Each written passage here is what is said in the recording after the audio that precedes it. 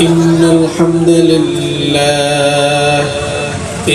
الحمد لله الذي بنعمته تتم الصالحات الذي علم القرآن خلق الإنسان وكرم وعلمه من البيان ما لم يعلم فسبحان الذي لا يحصى امتنانه باللسان ولا بالقلم نستغفره ونتوب إليه ونشهد أن لا إله إلا الله وحده لا شريك له ونشهد أن سيدنا وسندنا وحبيبنا وطبيب أرواحنا محمدا عبد الله ورسوله أرسله بالحق بشيرا ونذيرا وداعيا إلى الله بإذنه وسراجا وقمرا منيرا أما بعد فقد قال الله تعالى في كلامه المجيد وفي فرقانه الحميد أعوذ بالله من الشيطان الرجيم بسم الله الرحمن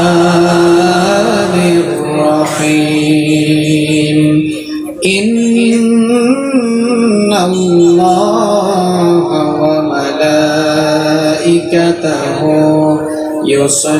يصلون على النبي يا أيها الذين آمنوا صلوا عليه وسلموا تسليما اللهم صل على محمد وعلى آل محمد كما صليت على إبراهيم وعلى آل إبراهيم إنك حميد مجيد اللهم بارك على محمد وعلى آل محمد كما باركت على إبراهيم وعلى آل إبراهيم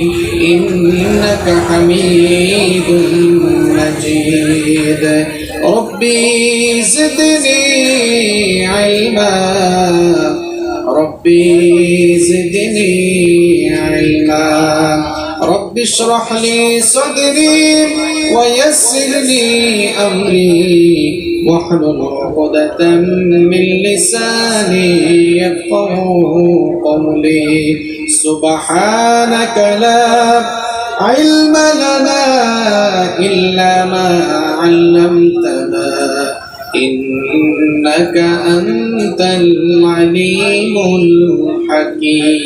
الحكيم صدق الله العظيم سبحان الله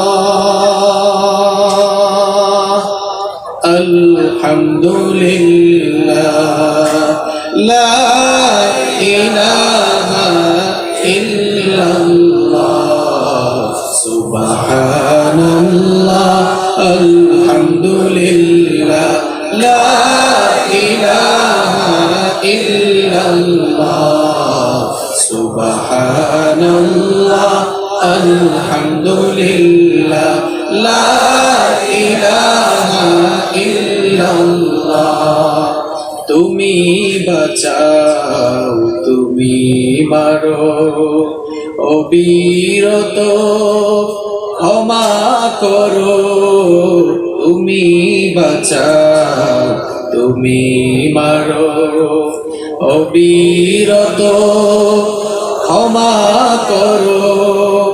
ধরার যে জন তাকে ধরো, ধরার যে জন তাকে ধরো। তোমার মুঠোয় সবই আল্লাহ, সুবহানাল্লাহ, আলহামদুলিল্লাহ, লা ইলাহা ইল্লাল্লাহ, সুবহানাল্লাহ, আলহামদুলিল্লাহ, লা ইলাহা ইল্লাল্লাহ। তোমার জিকে পরে অবাধ্য হই কেমন করে, তোমার জিকে পরে অবাধ্য হই কেমন করে। খুঁজে না পাই কোনো ভাষা, খুঁজে না পাই কোনো ভাষা, শুকর গুজার করার আল্লাহ, সুবহানাল্লাহ, আলহামদুলিল্লাহ, লা ইলাহা ইল্লাল্লাহ, সুবহানাল্লাহ, আলহামদুলিল্লাহ, লা ইলাহা ইল্লাল্লাহ। তোমার দয়ায় মোদের ধরা সারা জাহান, তোমার গড়া, তোমার দয়ায় মোদের ধরা সারা জাহান, তোমার গড়া। তোমার পথে আমার জীবন, তোমার পথে আমার জীবন, কবুল করো ওগো আল্লাহ, সুবহানাল্লাহ, আলহামদুলিল্লাহ, লা ইলাহা ইল্লাল্লাহ, সুবহানাল্লাহ, আলহামদুলিল্লাহ, লা ইলাহা ইল্লাল্লাহ, সুবহানাল্লাহ, আলহামদুলিল্লাহ, লা ইলাহা ইল্লাল্লাহ। আলহামদুলিল্লাহ। বাংলাদেশের বাণিজ্যিক রাজধানী চট্টগ্রাম জেলার সাতকানিয়া উপজেলার বড়দুয়ারা সর্বস্তরের এলাকাবাসী যৌথ উদ্যোগী আজকের 40তম বার্ষিক সিরাতুন নবী সাল্লাল্লাহু আলাইহি ওয়াসাল্লাম মাহফিলের মুহতারাম সভাপতি, বিশিষ্ট আলেম দ্বীন, ঐতিহ্যবাহী পশ্চিম বড়দুয়ারা শাহী জামে মসজিদের সম্মানিত সাবেক খতিব আলহাজ মাওলানা আব্দুল হক সাহেব, আতাল আল্লাহ উমরাহু ওয়া বারাকাল্লাহু ফি হায়াতিহি। আমরা সবাই বলি আমিন। মাহফিলে উপস্থিত সম্মানিত উলামায়ে কেরাম, আমার সামনে বসা অত্র এলাকার পার্শ্ববর্তী এবং দূরদূরান্ত থেকে আগত আল্লাহর দ্বীন প্রেমী, কোরআন প্রেমী, সর্বস্তরের তাওহীদি জনতা, প্রাণ প্রিয় সাতকানিয়াবাসী, আপনারা সবাই কেমন আছেন? আলহামদুলিল্লাহ, আমিও আল্লাহর রহমতে ভালো আছি। আমাদের সবাইকে ভালো রেখেছেন কে? আমাদেরকে সুস্থ রেখেছেন কে? কোরআনের এই মেলায় আমাদেরকে শামিল হওয়ার তৌফিক দিয়েছেন কে? সে আল্লাহর জন্য শুকরগুজার হয়ে সকলেই পড়ছি আলহামদুলিল্লাহ। সম্মানিত ভাইরা, জায়গা একটু কম হয়ে গিয়েছে, তাই না? অনেক ভাইয়েরা জায়গা না পেয়ে আপনাদের রাস্তায় দাঁড়িয়েছেন। আপনাদেরকে একটু সতর্ক থাকতে হবে, সাবধান থাকতে হবে, কারণ গাড়ি যাওয়া আসা করছে। আপনারা আবার ওয়াজ শব্দ শুনতে এত অমনোযোগী হয়ে যায় না যে গাড়ি উপরে উঠে যাবে আর কোনো দুর্ঘটনা আল্লাহ না করুক, এমনটা যেন না হয়। এজন্য ভলান্টিয়ার ভাইয়েরা আপনারা একটু বেশি সংখ্যক ভাইদেরকে রাস্তায় মোতায়েন করুন, যেন রাস্তায় অনাকাঙ্ক্ষিত কোনো ঘটনা না ঘটে। আমরা এখানে কোরআনের মাহফিলে বসেছি, আমরা শান্তিপূর্ণ পরিবেশে মোনাজাত করে আমরা আজকের এই প্রোগ্রাম সমাপ্ত করব ইনশাআল্লাহ। এজন্য ভলান্টিয়ার ভাইদের সর্বাধিক সংখ্যক ভাইয়েরা এদিকে আপনারা থাকেন, আর ওইদিকে দেখা যাচ্ছে দাঁড়িয়ে থাকার অনেক জায়গা আছে, যারা রাস্তায় দাঁড়িয়ে আছেন আপনারা চাইলে এই পেছনের ওই অংশে আপনারা অবস্থান করতে পারেন। আল্লাহ তাআলা আমাদেরকে কবুল করেন। সম্মানিত ভাইয়েরা, রাত অনেক হয়ে গিয়েছে, এজন্য আমরা অপ্রাসঙ্গিক কথাবার্তা না বলে সরাসরি আল্লাহর কোরআন থেকে কিছু কথা শুনবো ইনশাআল্লাহ। আমরা আজ কোরআনুল কারীমের এমন একটি সূরা থেকে কথা বলবো যে সূরার মধ্যে আল্লাহ তাআলা ধ্বংস এবং সর্বনাশ থেকে বাঁচার উপায় আমাদেরকে বলে দিয়েছেন।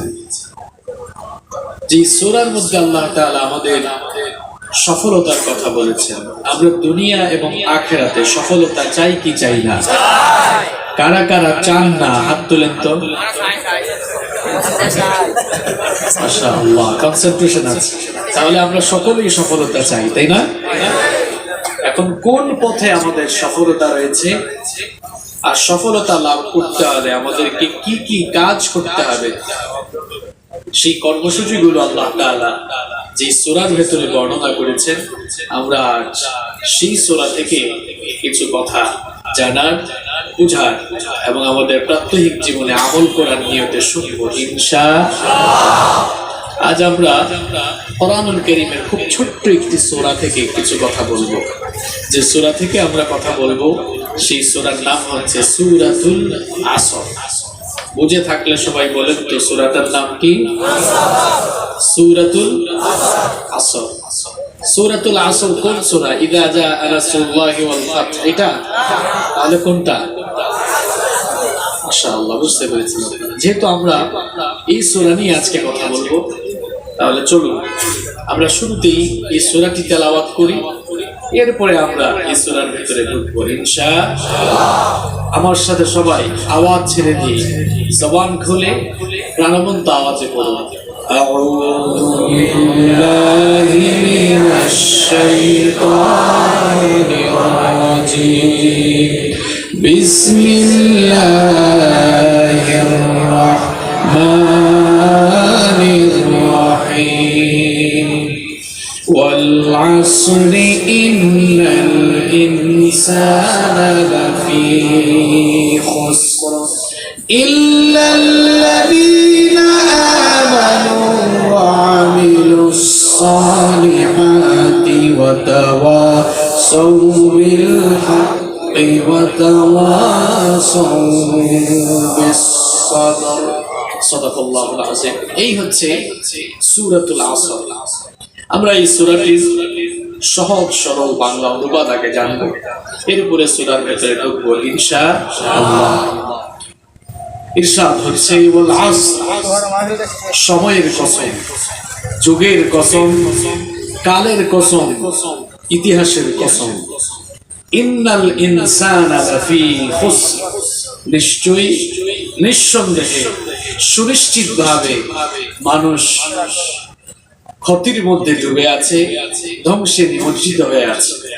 ইল্লাল্লাযীনা আমানু, তবে তারা ছাড়া যারা ঈমানদার, যারা ঈমান এনেছে, ওয়া আমিলুস সালিহাত, যারা নেকির কাজ করে যাচ্ছে, ওয়া তাওয়াসাউ বিল হক, এবং হকের উপরে টিকে থাকার জন্য পরস্পরকে ওসিয়ত করছে, ওয়া তাওয়াসাউ বিস সাবর, সবরের পথে অবিচল থাকার ব্যাপারে পরস্পরকে যারা ওসিয়ত করছে। এই হলো সূরাতুল আসরের সহজ সরল বাংলা অনুবাদ।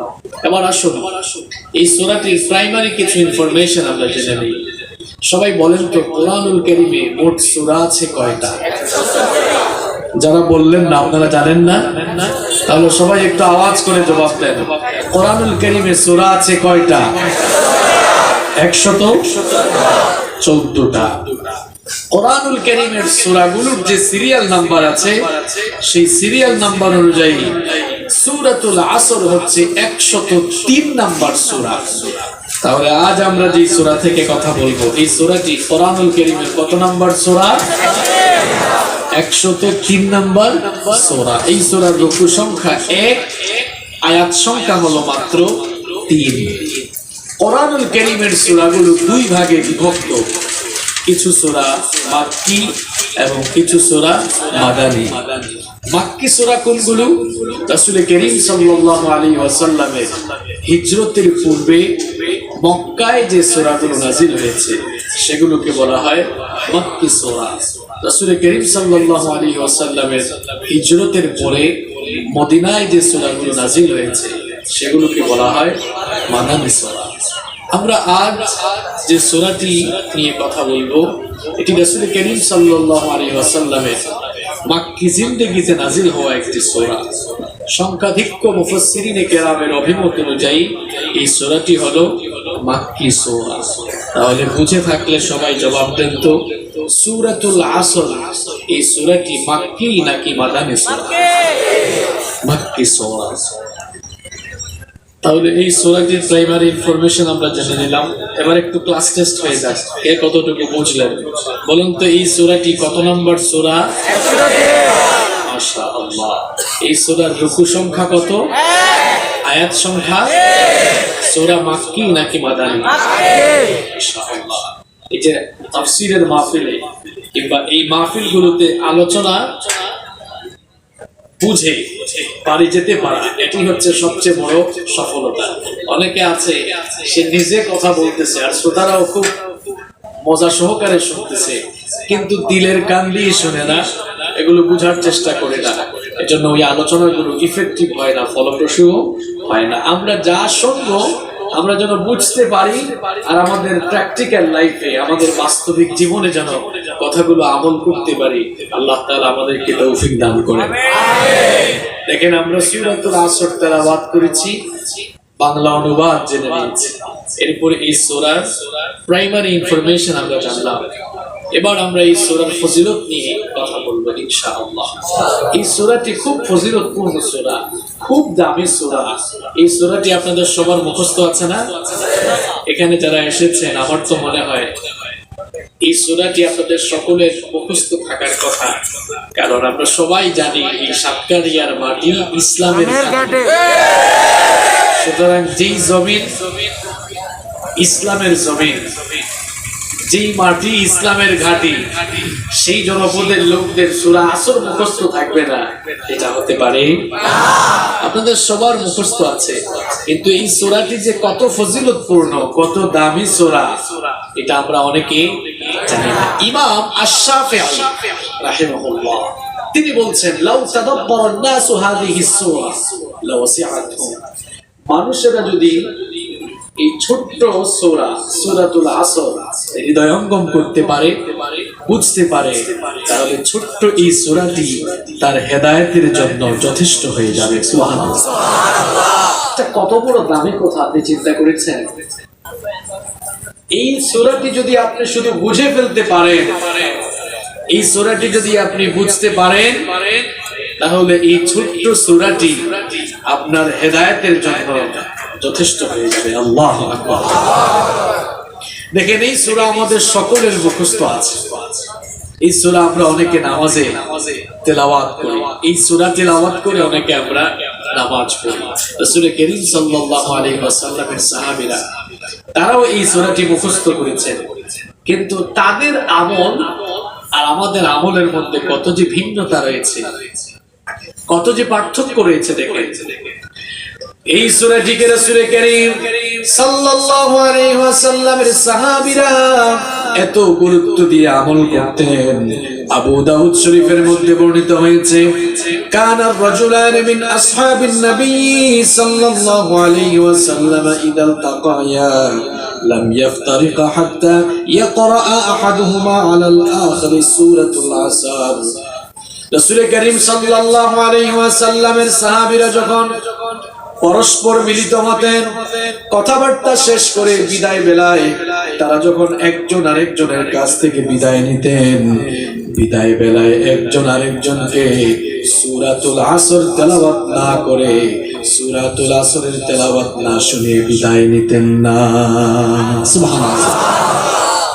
আপনার বন্ধু বান্ধবদের সাথে আপনার দেখা হয়, প্রত্যেক দিন কত মানুষের সাথে আমাদের দেখা হয়, আমরা পেরে কি বলি, এই দোস্ত কেমন আছো, ঘরের কি অবস্থা, ব্যবসা বাণিজ্যের কি অবস্থা, সব খবর নেই, ঠিক আছে দোস্ত ভালো থাকিও, আল্লাহ হাফেজ, দোয়া করিও। কিংবা অনেকে আল্লাহ হাফেজ বলে না, ঠিক আছে টাটা বাই, চলে যায়, আছে না? এই হলো আমাদের আমল। আর রাসূল করিম সাল্লাল্লাহু আলাইহি ওয়াসাল্লামের সাহাবীরা একজন আরেকজনের সাথে দেখা হয়েছে, তাদের সকল কথাবার্তা শেষ করার পর বিদায় বেলায় বলতেন, ভাই দাঁড়াও, ওয়াল আসর ইন্নাল ইনসানা লাফি খুসর ইল্লাল্লাযীনা আমানু ওয়া আমিলুস সালিহাতি ওয়া তাওয়াসাউ বিল হক ওয়া তাওয়াসাউ বিস সাবর। একজন আরেকজনকে শোনালো। এখন যে শুনছে সেও বলল, দাঁড়াও তুমিও পড়ে যাও, আমিও আগে তোমাকে শোনাই। সুবহানাল্লাহ। এবার তিনিও শুরু করলেন, ওয়াল আসর ইন্নাল ইনসানা লাফি খুসর ইল্লাল্লাযীনা আমানু ওয়া আমিলুস সালিহাতি ওয়া তাওয়াসাউ বিল হক ওয়া তাওয়াসাউ বিস সাবর। এবার তুমি যাইতে পারো। এখন বলেন তো, রাসূল করিম সাল্লাল্লাহু আলাইহি ওয়াসাল্লামের সাহাবীদের মতো এই সূরাটি এরকম ডেইলি রেগুলার প্রত্যেকদিন আমল করেছেন কে কে? হাত তোলেন তো দেখি। দেখছেন? আমরা শুধু ওয়াজ শুনে বাড়িতে যাই, আর সাতকা নিয়ে আসলে তো স্লোগানের চুটে আমরা কথাও বলতে পারি না। আরেক মুসিবত।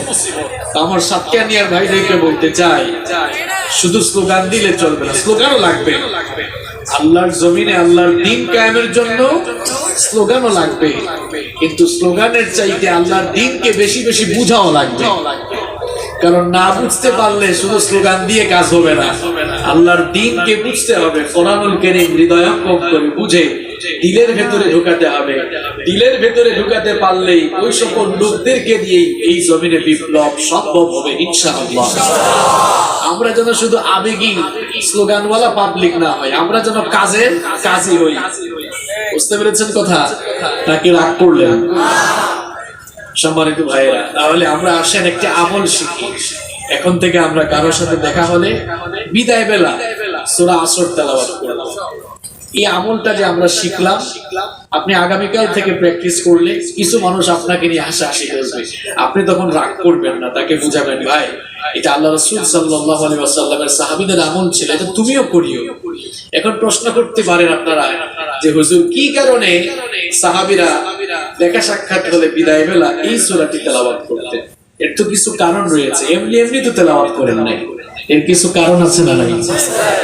কারণ এই সূরাটি হলো এমন একটি সূরা, আমার আপনার জীবনে সফলতা লাভ করতে হলে, অর্থাৎ দুনিয়া এবং আখিরাতে আমরা সফল হয়ে জান্নাতে যেতে হলে কি কি কাজ করা দরকার, ওই কাজগুলোর কথা আল্লাহ তাআলা এই সূরার মধ্যে বলে দিয়েছেন। সুবহানাল্লাহ।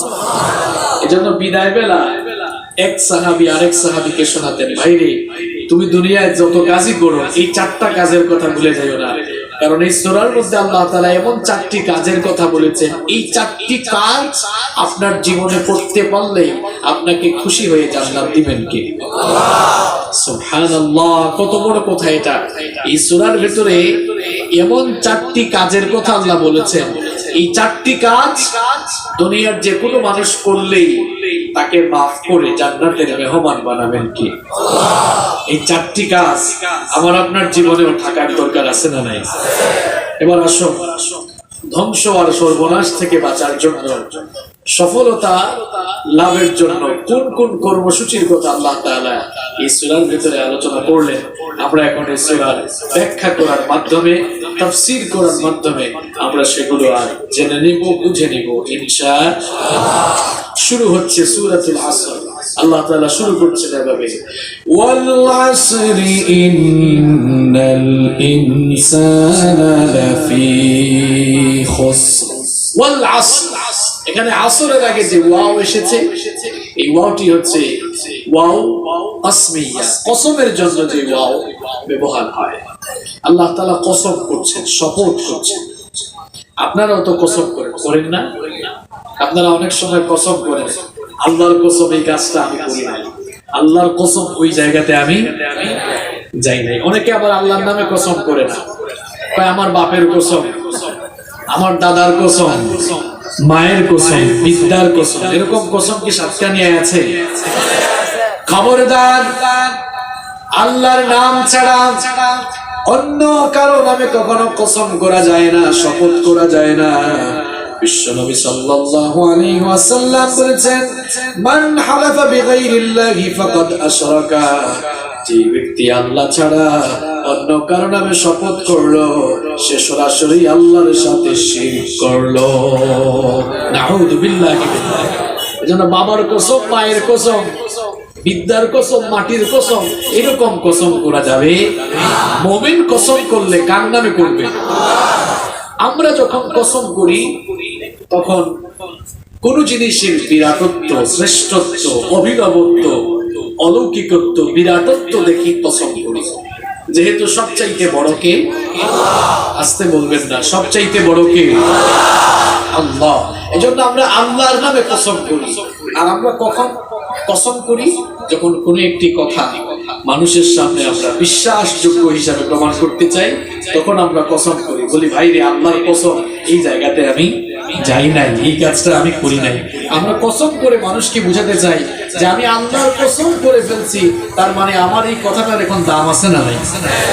আমরা কসম করি মানুষকে কোনো কথা বিশ্বাস করাবার জন্য, আর আমরা কসম করলে আমাদের যে বড় জিনিসের কসম করি। এখন প্রশ্ন হলো, আমাদের কসম আর আল্লাহর কসম কি এক? কথা বলেন এক? আমরা তো সবার বড় যিনি তার নামে কসম করি। এখন আল্লাহর চেয়ে বড় কি, আল্লাহর চেয়ে বড় কিছু আছে? তো আল্লাহ তাআলা যখন কসম করেন, আল্লাহ তো ছোট জিনিসের কসম করেন। আল্লাহ তাআলা যখন ছোট কোনো জিনিসের নামে কসম করেন, তখন মানুষের সামনে কোনো কথা বিশ্বাস করাবার জন্য কসম করেন না, বরং আল্লাহ তাআলা যাদের ব্যাপারে কথা বলেন তাদের সাথে যে বিষয়টি সংশ্লিষ্ট, সেই বিষয়ের কসম করে সেই বিষয়টির গুরুত্ব তিনি তাদের সামনে তুলে ধরতে চান। সূরাতুল আসরের মধ্যে আল্লাহ তাআলা মানুষের সফলতার ব্যাপারে কথা বলেছেন। সূরাতুল আসরের মধ্যে আল্লাহ তাআলা মানুষের ধ্বংস আর সর্বনাশের কথা বলেছেন। যেহেতু আল্লাহ তাআলা এই সূরায় মানুষের সফলতা কোন দিকে আবার মানুষের ধ্বংস কোন দিকে এই ব্যাপারে আলোচনা করেছেন, সুতরাং মোট কথা হলো এই সূরায় মানুষের ব্যাপারেই আলোচনা করা হয়েছে। এখন মানুষের সাথে তো সম্পর্ক রয়েছে সময়ের, মানুষের সাথে সম্পর্ক রয়েছে জীবনের, কারণ আমাদের জীবনটা হলো সময়ের সমষ্টি। বুঝতে পেরেছেন কথা? আমার আপনার জীবন হলো সময়ের সমষ্টি। আরবের একজন কবি খুব সুন্দর করে বলেছেন, হায়াতুকা আনফাসুন তুআদ্দু ফাকুল্লামা মাদা ফাকুল্লামা মাদা নাফাসুন মিনহা ইত্তাকাসতা লাহু জুজআ।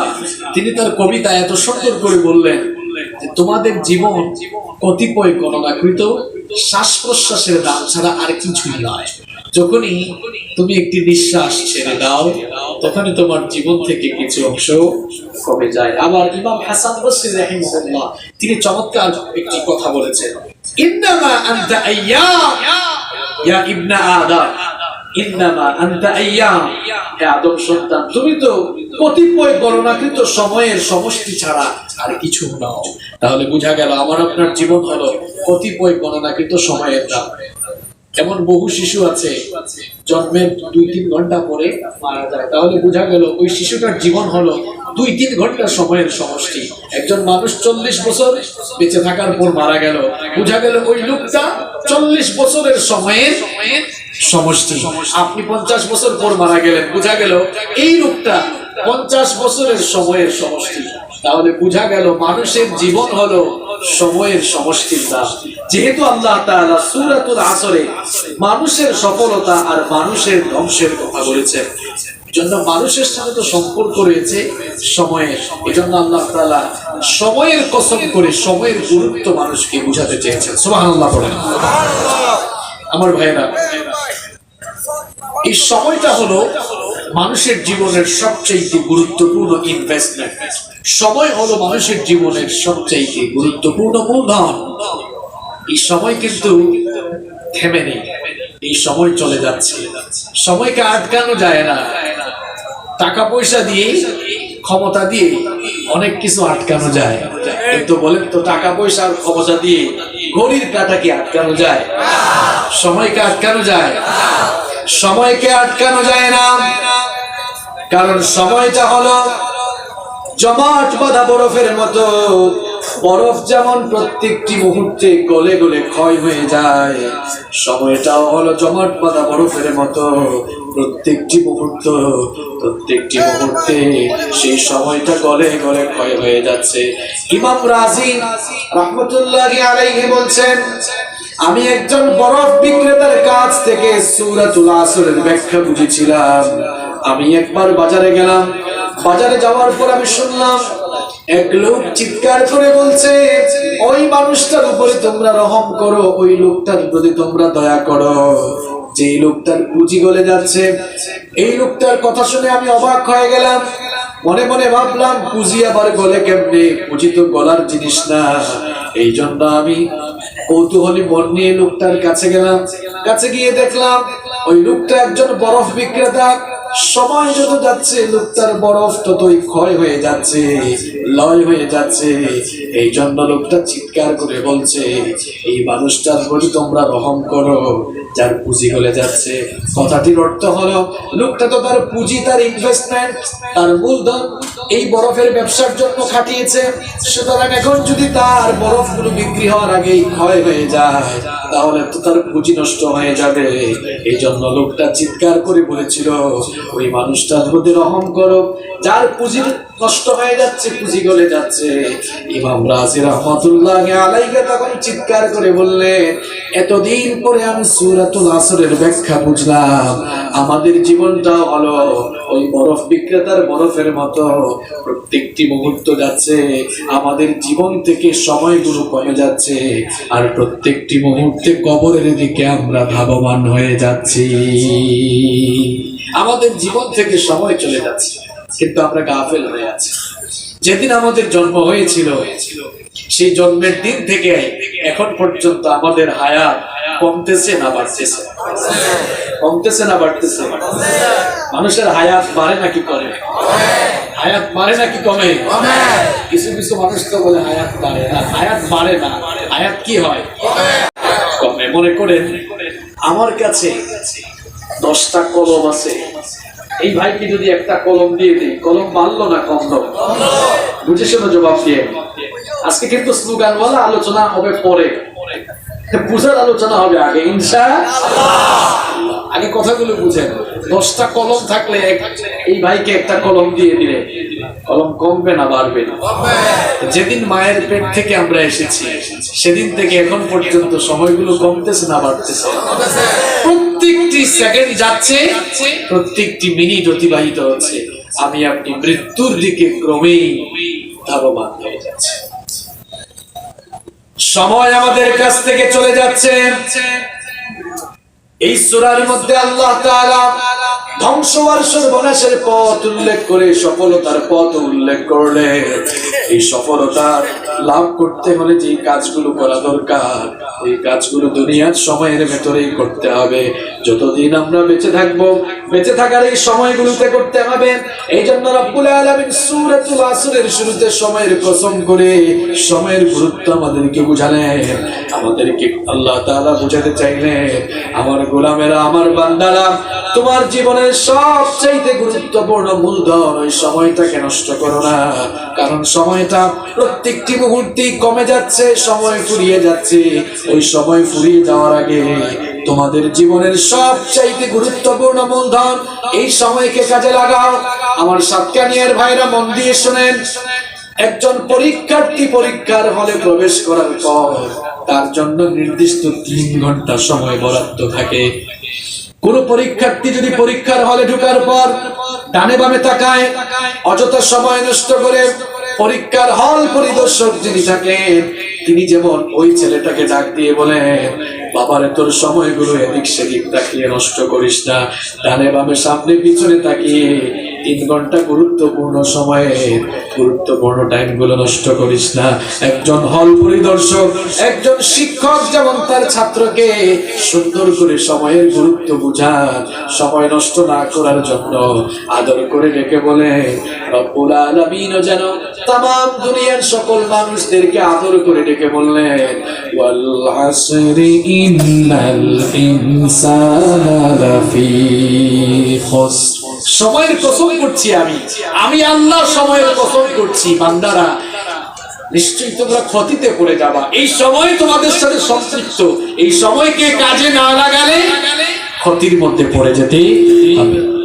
আমাদের জীবন থেকে সময় কমে যাচ্ছে। দেখেন, আমি যখন আপনাদের এখানে পৌঁছালাম তখন রাত বাজলো মনে হয় 9:40 বা 50 এরকম। এরপরে এখানে উঠলাম, কথা বলা শুরু করলাম। কথা বলা শুরু করার পর থেকে আমার সময় কিন্তু কমে যাচ্ছে, সময় কিন্তু কমে যাচ্ছে। আমরা এখানে যারা আছি আমাদের সবার সময় কমে যাচ্ছে, আমরা কবরের দিকে প্রতিনিয়ত ধাবমান হচ্ছি। আল্লাহ তাআলা কি কারণে এই সূরার শুরুতে সময়ের কসম করলেন? দেখেন, সময়ের নামে আল্লাহ একটা সূরা নাযিল করলেন, সূরাতুল আসর। মানে সময়, আসর মানে ইতিহাস, আসর মানে আসরের সময়, আসর মানে সকল সময় এর অন্তর্ভুক্ত হয়ে যায়। মুফাসসিরিনে কিরাম বিভিন্ন মত দিয়েছেন। তো আল্লাহ তাআলা সময়ের কসম করলেন কেন? এই সূরার মধ্যে আল্লাহ তাআলা সফলতা লাভের জন্য যে কাজগুলো করা দরকার, ওই কাজগুলো করতে হলেও তো সময় লাগে। এজন্য সময়ের কসম করে বললেন যে সফলতার কাজগুলো ওই সময়ের ভেতরে করো। কোন সময়? যতদিন তোমাদেরকে হায়াত দেয়া হয়েছে, এর চেয়ে বেশি পাওয়া যাবে না, কমও পাওয়া। এই সময়গুলোকে কাজে লাগানোর জন্য দেওয়া হয়েছে। আমরা এখানে এসেছি, এই দুনিয়া হলো পরীক্ষার হলের মতো। পরীক্ষার হলে একজন পরীক্ষার্থী ঢুকলে তার জন্য নির্দিষ্ট সময় বরাদ্দ থাকে, 3 ঘন্টা 2.5 ঘন্টা এরকম সময় বরাদ্দ থাকে। আমরাও দুনিয়াতে এসেছি, এক একজনের জন্য এক এক সময় বরাদ্দ আছে। ওই সময় চলে গেলে আমরা আর পৃথিবীতে থাকতে পারবো না। ওই সময় চলে যাওয়ার আগে সময়টাকে কাজে লাগাতে হবে, কারণ এই সময় প্রত্যেকটি মুহূর্তে আমাদের কাছ থেকে চলে যাচ্ছে। যাদের বাড়িতে কাঁটাওয়ালা ঘড়ি আছে, কাঁটাওয়ালা ঘড়ির দিকে মনোযোগ দিয়ে তাকাবেন, দেখবেন কাঁটাওয়ালা ঘড়ির মধ্যে সেকেন্ডের একটা কাঁটা আছে, মিনিটের একটা কাঁটা আছে, আবার ঘন্টার একটা কাঁটা আছে না নাই? সেকেন্ডের কাঁটা ঘোরার কারণে মিনিটের কাঁটা ঘুরে যায়, মিনিটের কাঁটা ঘোরার সাথে সাথে ঘন্টার কাঁটাটাও ঘুরে যায়। আমার আপনার জীবন নামক একটা ঘড়ি আছে, প্রত্যেক দিন অতিবাহিত হয়। এই দিন অতিবাহিত হওয়ার কারণে সপ্তাহ ঘুরে যায়, সপ্তাহ ঘুরে যাওয়ার কারণে মাস ঘুরে যায়, মাস ঘুরে যাওয়ার কারণে বছর ঘুরে যায়। কাঁটাওয়ালা ঘড়ির মতো আমার আপনার জীবন নামক ঘড়িও প্রত্যেকটি মুহূর্তে ঘুরছে। ঘুরতে ঘুরতে এই ঘড়ির সময়টাও ফুরিয়ে যাবে, আর মৃত্যুর সময় আমাদের আরো বেশি নিকটবর্তী হয়ে যাচ্ছে। ঠিক কিনা? এই সময় চলে যাওয়ার আগে সময়টাকে কাজে লাগাতে হবে। ঠিক ঠিক ঠিক ঠিক যে ঘড়িটা বাজে, ঠিক ঠিক বাজে, কেউ কি জানে সেই ঘড়িটা লাগবে কয়দিন কাজে। ঠিক ঠিক ঠিক ঠিক যে ঘড়িটা বাজে, ঠিক ঠিক বাজে, কেউ কি জানে সেই ঘড়িটা লাগবে কয়দিন কাজে। হায় হায় হায় হায়, আসল ঘড়ির অর্থ বুঝলাম না, সময় থাকতে সময়ের মূল অর্থ বুঝলাম না। খাইলাম দাইলাম ঘুরলাম শুধু এই দুনিয়ার মাঝে, কেউ কি জানে সেই ঘড়িটা লাগবে কয়দিন কাজে। কেউ কি জানে সেই ঘড়িটা লাগবে কয়দিন কাজে। যাই যাই যাই যাই দিন চলে যায়, কোরআন পড়লাম না, কত নোবেল নাটক পড়লাম, হাদিস ধরলাম না। সত্যিকারের খাঁটি মুমিন মুসলিম হলাম না যে, কেউ কি জানে সেই ঘড়িটা লাগবে কয়দিন কাজে। কেউ কি জানে সেই ঘড়িটা লাগবে কয়দিন কাজে। ঠিক কিনা? আমাদের জীবন নামক ঘড়ি ঘুরছে, আর প্রতিনিয়ত আমাদের হায়াত কমে যাচ্ছে, কবরের দিকে আমরা ধাবমান হয়ে যাচ্ছি। এই সময়টাকে কাজে লাগাতে হবে, কারণ সময় আমাদের জীবনের সবচেয়ে গুরুত্বপূর্ণ। এই সময়গুলোকে নষ্ট করে মানুষ যেন ক্ষতিগ্রস্ত হয়ে না যায়, মানুষ যেন ধ্বংসে ডুবে না যায়। এই জন্য রব্বুল আলামিন সূরাতুল আসরের শুরুতে সময়ের কসম করে সময়ের অপরিসীম গুরুত্ব আমাদের সামনে তুলে ধরলেন। ওয়াল আসরি ইন্নাল ইনসানা লাফি খুসর। সময়ের কসম, ইতিহাসের কসম, যুগের কসম, কালের কসম। ইন্নাল ইনসানা লাফি খুসর, নিশ্চয়ই সকল মানুষ ক্ষতিতে নিমজ্জিত। আমার ভাইরা একটু কান লাগানো। আল্লাহ তাআলা বলেন নাই ইন্নাল মুসলিমিনা লাফি খুসর, যে মুসলমানরা ক্ষতিগ্রস্ত। আল্লাহ বলেন নাই হিন্দুরা ক্ষতিগ্রস্ত। আল্লাহ তাআলা বলেন নাই বৌদ্ধ খ্রিস্টানরা ক্ষতিগ্রস্ত। আল্লাহ তাআলা বললেন সকল মানুষ ক্ষতিগ্রস্ত। তার মানে বোঝা গেল হিন্দু, বৌদ্ধ, খ্রিস্টান, যে ধর্মের মানুষ হোক না কেন, সবাই এর ভেতরে পড়ে গিয়েছে, যে সবাই ক্ষতিতে আছে, সবাই ধ্বংসে আছে। কেউ ধ্বংস থেকে বাঁচতে পারবে না, কেউ ক্ষতি থেকে বাঁচতে পারবে না। এখন এই ধ্বংস, এই ক্ষতি মানে কি? এই ক্ষতি মানে জাহান্নাম। এই ক্ষতি মানে, তাহলে আল্লাহ তাআলা সময়ের কসম করেই বললেন যে সবাই ক্ষতির মধ্যে নিমজ্জিত, সবাই ধ্বংসে ডুবে আছে, সবাই জাহান্নামের রাস্তায় আছে। এখন জাহান্নামের রাস্তায় সবাই পড়ে আছে। এরপরে আল্লাহ তাআলা বললেন যে তবে জাহান্নামের রাস্তা থেকে বাঁচার জন্য আমি কিছু কর্মসূচির কথাও জানিয়ে দিচ্ছি, পথ দেখিয়ে দিচ্ছি। পথ দেখাচ্ছেন কে? আল্লাহ তাআলা বলছেন ধ্বংস থেকে বাঁচবে তারা চারটি কাজ করবে। যারা ধ্বংস থেকে বাঁচবে তারা কয়টি কাজ? চারটি কাজ করবে। কয়টা কাজ? সবাই বলেন কয়টা? চারটি কাজ করবে। এই চারটি কাজের মধ্যে দুইটা কাজ হলো একক, আর বাকি দুইটা হলো সামষ্টিক। ভালো করে বোঝার চেষ্টা করেন।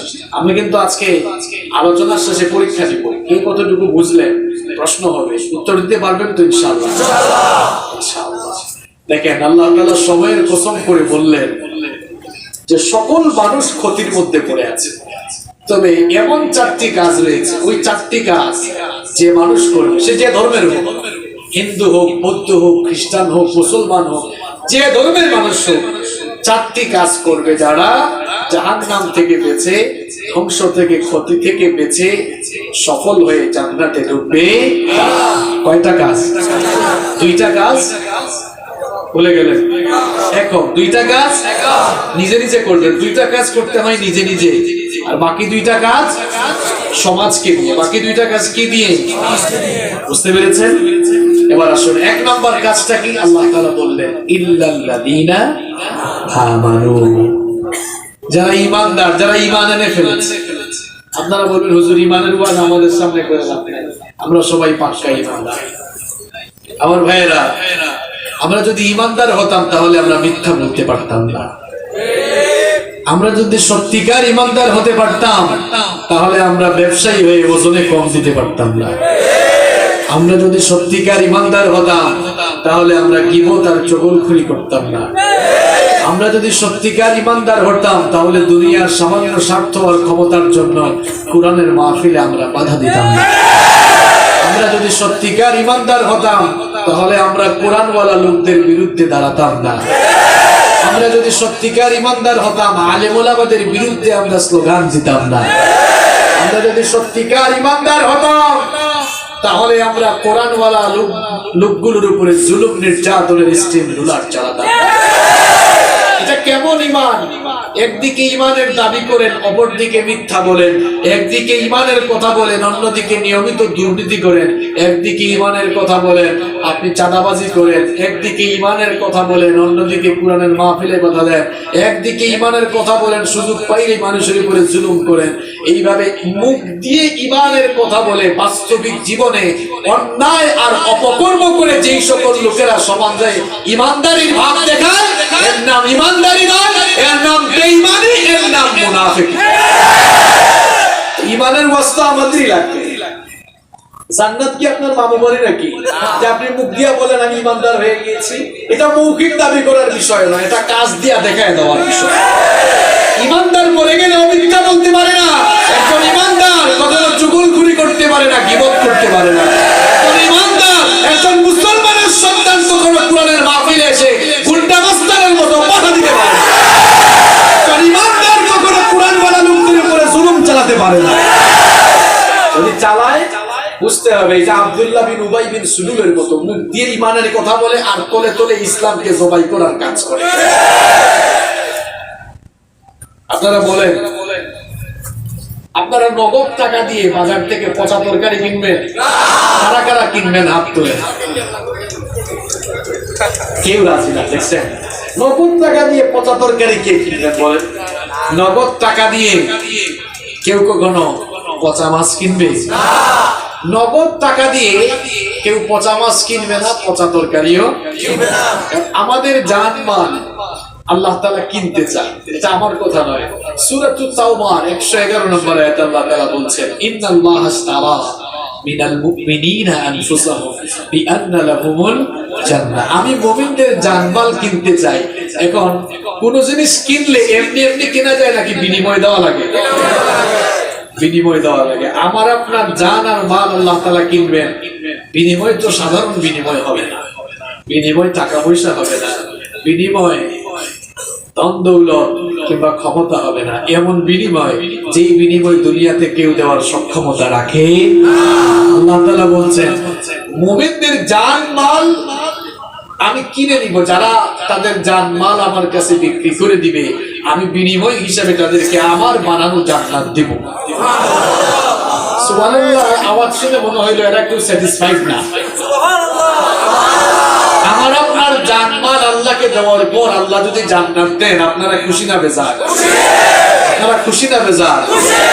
এবার আসেন, নগদ টাকা দিয়ে আপনারা পচা তরকারি পচা মাছ যদি না কিনতে চান, আল্লাহর কি ঠেকা পড়ছে? আল্লাহ তার নগদ জান্নাত দিয়া আমার আপনার গীবতখুরি, চুগলখুরি, অপকর্ম আর অন্যায়কারী জানমাল আল্লাহ কিনবেন? আল্লাহর কি ঠেকা পড়ছে? কথা বলেন। নগদ টাকা দিয়ে যেমন কেউ পচা তরকারি আর পচা মাছ কিনে না, তেমনি আল্লাহরও ঠেকা পড়ে নাই। আল্লাহ জান্নাত দিয়ে আমার আপনার মতো মুনাফিকি মার্কা ঈমানওয়ালা লোকদের জানমাল নিয়ে আল্লাহ জান্নাত দিবেন, আল্লাহরও তো ঠেকা পড়ে নাই। আল্লাহ তাআলা কোন সকল মুমিনদের জন্য জান্নাত রেখেছেন? যারা নিজেদেরকে আল্লাহর কাছে বিক্রি করে দিয়েছে। বিক্রি মানে কি? আপনাদেরকে এখানে বাস্তবিক একটা দৃষ্টান্ত দিই। মনে করুন আমার এই ভাই এই ফোনটা আমার কাছে বিক্রি করলেন, এটা একটা এক্সাম্পল দিচ্ছি।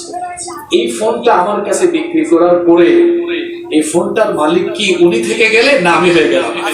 আমি হয়ে গেলাম। এই ফোনটার মালিক যখন আমি হয়ে গেলাম, তখন এই ফোনটা উনার মতো চলবে না আমার মতো চলবে? আমার মতো চলবে। কেন? কারণ ফোনটার মালিক ওনার কাছে যতক্ষণ ছিল ততক্ষণ ওনার মতো চলেছে, আমার কাছে আসার পর এখন আমার মতো এটা চলবে। আল্লাহর কাছে যদি আপনি নিজেকে বিক্রি করে দেন, তাহলে আপনি কি আর আপনার মতো চলতে পারবেন? কথা বলেন, চলতে পারবেন? আপনি আর আপনার মতো চলতে পারবেন না। তখন চলতে হবে কার মতো? আপনি আর আপনার মতো চলতে পারবেন না। আজান হয়ে গেলে আপনি আপনার মতো ঘুমাইতেও পারবেন না, কাজ করতেও পারবেন না। আল্লাহর বিধান মতো আপনাকে নামাজে দৌড়াতে হবে। আপনি যদি আল্লাহর কাছে ঈমান বিক্রি না করেন, নিজেকে বিক্রি না করেন, তাহলে দেখা যাবে আজান হলে আপনি হয় ঘুমায় থাকবেন অথবা আপনি আপনার কাজ কারবার নিয়ে থাকবেন। এইরকম ঈমানের দাবি করে আজান হয়ে যাওয়ার পর আপনি মসজিদে না যাওয়া, নামাজে শামিল না হওয়া, বুঝা গেল এটা ঈমান দাবি করলাম, কিন্তু ঈমানের দাবি অনুযায়ী যে কাজ করা দরকার ছিল সেই কাজটা না করার কারণে, ঈমান আর কর্মকাণ্ড বিপরীত হওয়ার কারণে নিজেদেরকে আমরা মুনাফিক হিসাবেই পরিচিত করছি। মুনাফিক কারা? মুনাফিক হলো মুখে বলে এক, ভিতরে আরেক। দেখবেন অনেক রেস্টুরেন্টে লেখা থাকে খুব উন্নত মানের খাবার, ঢোকার পরে দেখা যায় সব 2 নাম্বার। বাহিরে বললো এক, ভিতরে এই যে বাহিরে এক ভিতরে আরেক, তার নাম, সবাই বলেন তার নাম মুনাফিক। ঈমান এটি হচ্ছে ফাউন্ডেশন। ইসলামের আগে হলো ঈমান, ঈমানের পরে হলো ইসলাম। পৃথিবীতে আল্লাহ তাআলা যত নবী রাসূল পাঠিয়েছেন, পৃথিবীর সমস্ত নবী এবং রাসূলরা দুনিয়ার মানুষদেরকে এসে ঈমানের দাওয়াত দিয়েছেন। নবী রাসূলরা পৃথিবীতে এসে মানুষদেরকে মুসলমান বানিয়েছেন। সবাই বলেন তো কি বানিয়েছেন? মুসলমান বানিয়েছেন। তো আস্তে বললেন কেন? কি বানিয়েছেন? মুসলমান বানিয়েছেন। মিল্লাতা আবিকুম ইব্রাহিম হুয়া সাম্মাকুমুল মুসলিমিন। দেখেন সমস্ত নবীরা মুসলিম ছিলেন, তারা মানুষদেরকে মুসলমান বানিয়েছেন। এখন আমাদের মধ্যে কিছু ভাইয়েরা না বুঝার কারণে তারা মুসলমান পরিচয় না দিয়ে, কেউ পরিচয় দেয় আমি আহলে হাদিস, কেউ পরিচয় দেয় আমি গরম সুন্নি, কেউ কেউ আমি একটু ঠান্ডা, এরকম আছে না? আমি কি ভুল বললাম? কেউ কয় আমি আহলে সুন্নাত ওয়াল জামাত, কেউ কয় ভাই আমি ওয়াহাবি, কেউ কয় আমি নজদি, কেউ কয় আমি সালাফি। এই যে এক একজন এক এক পরিচয় দিচ্ছে, আমরা কেউ মুসলমানের পরিচয় দেই না। দুঃখজনক হলো মুসলমানিত্বের পরিচয় না দিয়ে আমরা এই সকল পরিচয় দিয়ে দলে দলে ভাগ হয়ে যাচ্ছি, আর গোটা পৃথিবীতে অমুসলিমদের কাছে আমরা ফুটবলে পরিণত হয়ে দিক দিগন্তে শুধু লাথি খাচ্ছি। আমাকে এক ভাই বললে আমার পরিচয় জানে, আমি কিন্তু সুন্নি। আমি বললাম তাই? আমি তো মুসলমান। আমি কি মুসলমান? কারণ পৃথিবীর সমস্ত নবীরা মুসলমান ছিলেন, তারা মানুষদেরকে মুসলমান বানিয়েছেন। সুন্নি নামে আলাদা কোনো সাইনবোর্ড নাই, আহলে হাদিস নামে আলাদা কোনো সাইনবোর্ড নাই। যিনি মুসলমান তিনি অটোমেটিক সুন্নি, যারা মুসলমান তারাই অটোমেটিক আহলে সুন্নাত ওয়াল জামাত। কেন? মুসলমান হতে হলে এক আল্লাহকে বিশ্বাস করতে, মুসলমান হতে হলে আখিরাতকে বিশ্বাস করতে, মুসলমান হতে হলে শেষ নবীকে ভালোবাসতে হবে, ঈমান আনতে হবে, তাকে অনুসরণ করে চলতে। সুতরাং এই তিন জিনিস ছাড়া কি মুসলমান হওয়া যায়? কথা বলেন, হওয়া যায়? আল্লাহর প্রতি, আখিরাতের প্রতি, নবীর প্রতি ঈমান আনলেই তো মুসলমান হতে হবে। সুতরাং আল্লাহ, আখিরাত, নবী, রাসূল এদের প্রতি ঈমান আনার পর ওই লোকটা মুসলমান হওয়ার পাশাপাশি অটোমেটিক সে কি হয়ে যায়? সুন্নি বা আহলে সুন্নাত ওয়াল জামাত। এখন আলাদা আলাদা সাইনবোর্ড লাগিয়েছি আমরা, কেউ আমরা আমাদের ভাইদেরকে বলতে চাই এরকম আলাদা আলাদা সাইনবোর্ড লাগাই আর মানুষগুলোকে বিভক্ত করিয়ে না। আসুন আমরা এক হয়ে যাই। আমরা সবাইকে বলি, আমরা সকল আলেম ওলামারা ঘোষণা দেই, আমরা সকল ঘরানার আলেমরা এক ইসলামকে মানি, আমরা সবাই মানুষদেরকে ইসলামের দিকে রাখি। আমাদের আল্লাহ কি দুইজন না একজন? সবাই বলেন একজন না দুইজন? আমাদের নবী কয়জন? আমাদের কিতাব কয়টা? তাহলে কেন এত ভেদাভেদ বলেন? আমাদের প্রভু এক নবীর উম্মত, জীবন বিধানে ওই শিবানী কুরআন। আমাদের প্রভু এক নবীর উম্মত, জীবন বিধানে ওই শিবানী কুরআন। তবে কেন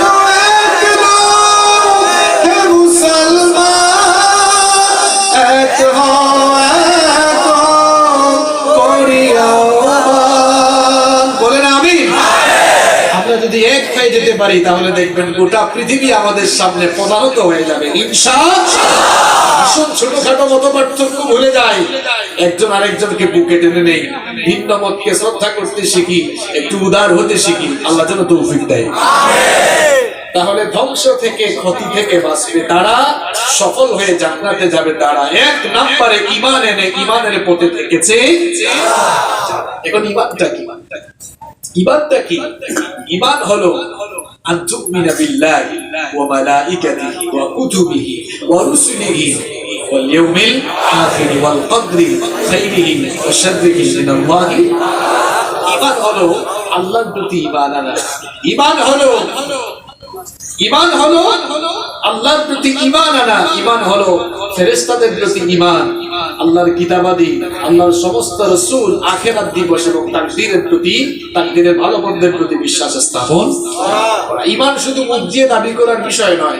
ঈমান হলো আল ইকরার বিল লিসান, মুখ দিয়ে ঘোষণা দিয়ে, তাসদীক বিল জিনান, অন্তরে ঈমানকে লালন করা, ওয়া আমালুন বিল আরকান, এবং নিজের কর্মের মাধ্যমে নিজের ঈমানের প্রতিফলন। এখন আপনি যদি সত্যিকারের ঈমানদার হন তাহলে অন্যায় এবং অপকর্ম করতে গেলে আপনার দিল কেঁপে উঠবে কার ভয়ে? কার ভয়ে?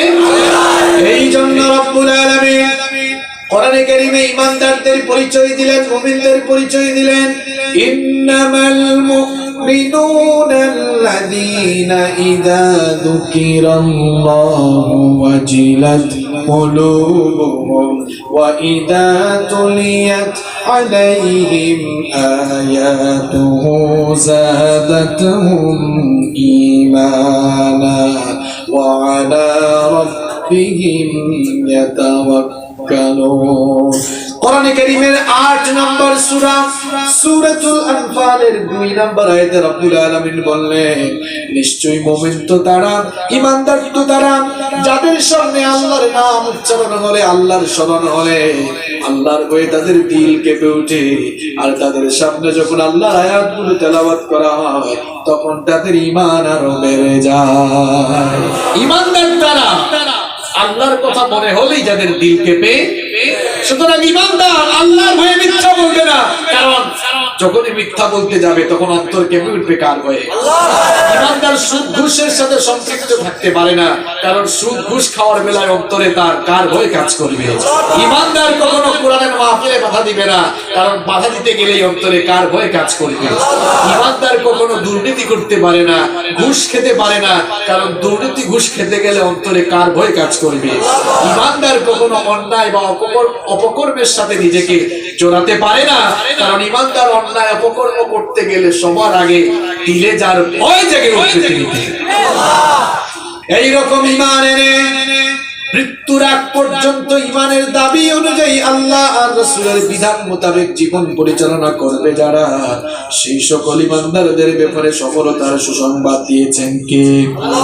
কোরআনে কারীমের 49 নম্বর সূরা, কোরআনে কারীমের 41 নম্বর সূরা, সূরা হামিম আস-সাজদা এর 30 নম্বর আয়াতে রব্বুল আলামিন বললেন, ইন্নাল্লাযীনা ক্বালু ربنا الله ثم استقاموا تتنزل عليهم الملائكة ألا تخافوا ولا تحزنوا وأبشروا بالجنة التي كنتم توعدون।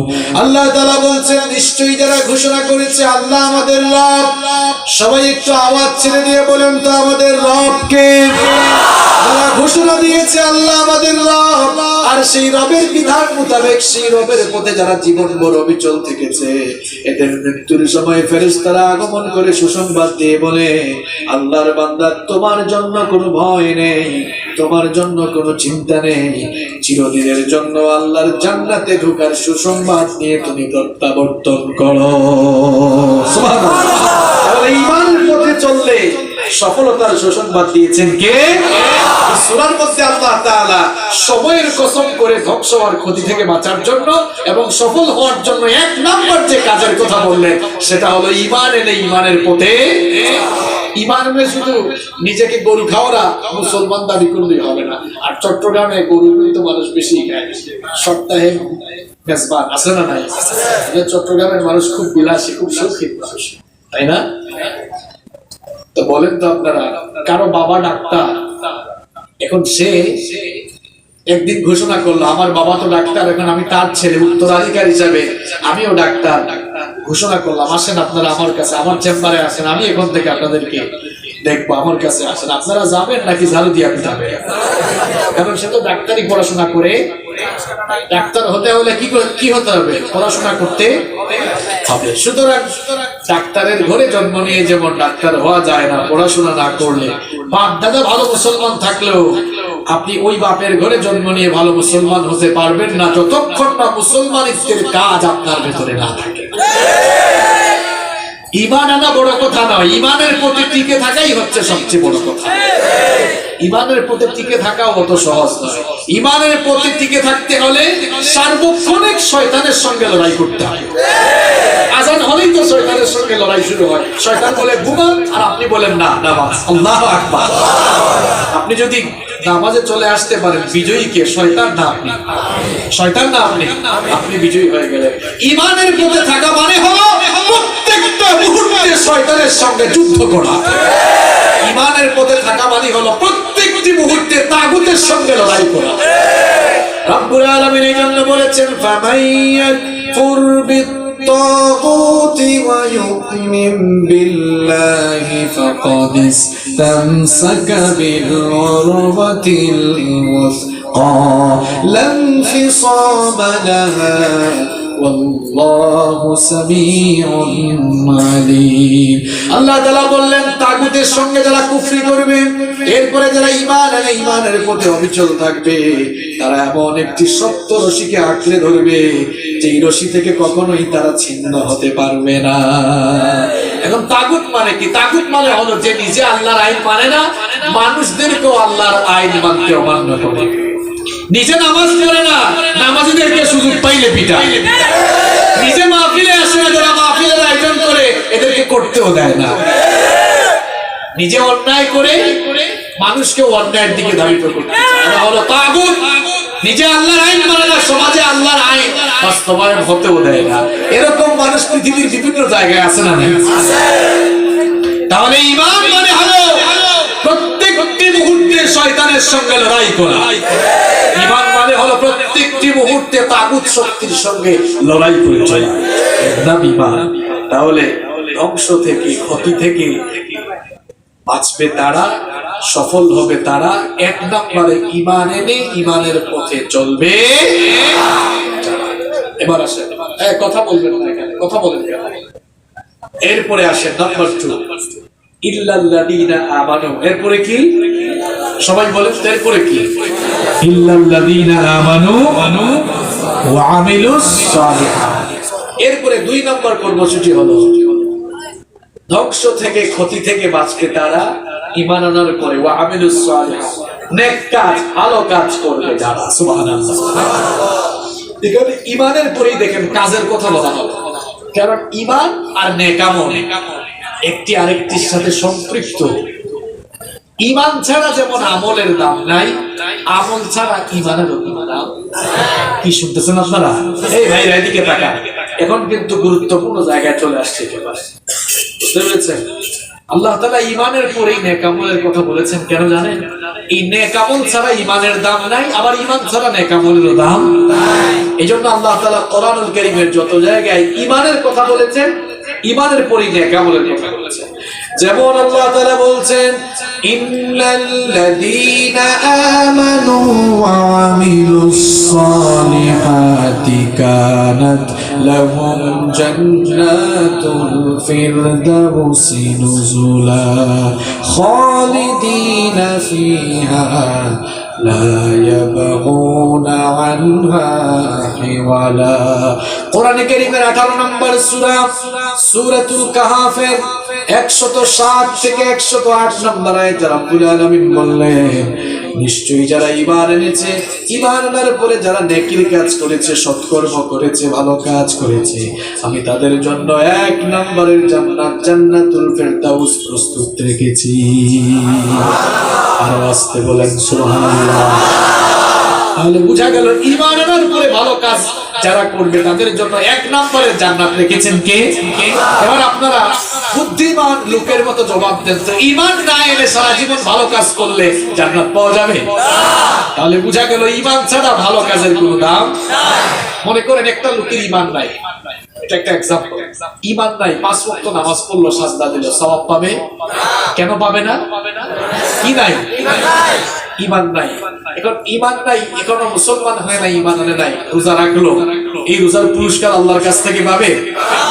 ঈমান নাই, মানুষকে সহযোগিতা করে, দান সদকা করে দুনিয়ার মানুষের কাছ থেকে সে বাহবা পাবে, যশ খ্যাতি পরিচিতি লাভ করবে, কিন্তু তার এই কাজের জন্য আল্লাহর কাছ থেকে কোনো পুরস্কার পাবে না। কিন্তু যদি ঈমান থাকে, কাজের পুরস্কার আছে না নাই?